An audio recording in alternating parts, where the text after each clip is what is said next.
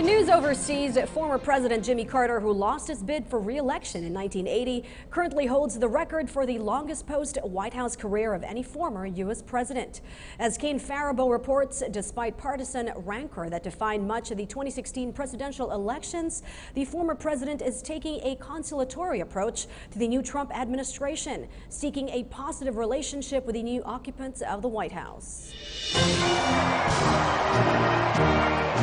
Donald Trump is the sixth commander-in-chief former President Jimmy Carter witnessed take office since returning to his hometown of Plains, Georgia, following Ronald Reagan's inauguration in 1981.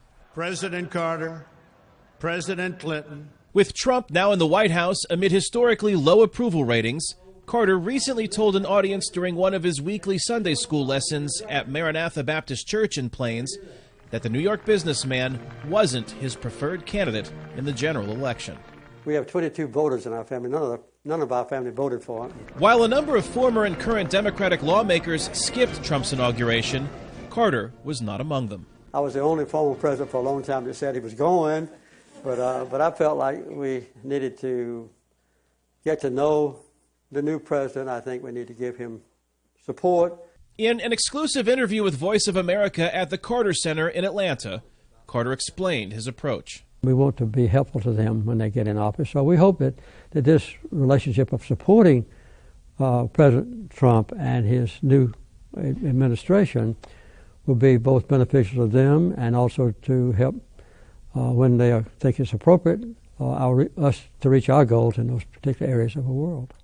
President Carter, who has a relationship with Russian President Vladimir Putin, says one way he can help the Trump administration is by sharing information gathered through various Carter Center programs. We're preparing a brief memorandum from me to the new Secretary of State and new Secretary of Defense, for instance, on our mapping program inside Syria and what we have learned from President Putin and that sort of thing.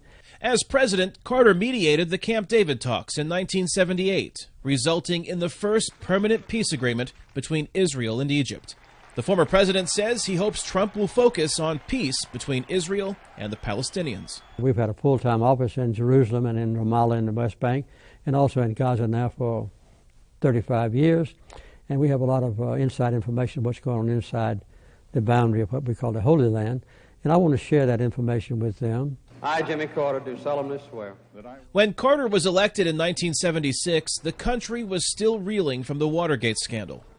That year, he rode a wave of populist anger into the White House, in much the same way as Donald Trump in 2016.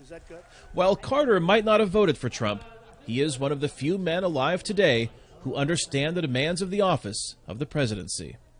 He needs understanding. He never has been involved in politics before, so he has a lot to learn. He'll learn sometimes the hard way like I did, sometimes a more easy way. But a hostage crisis in Iran, rising inflation, and petroleum shortages were some of the factors that led to Carter's 1980 election loss to Ronald Reagan, making him one of two presidents in the last 40 years who served only one term.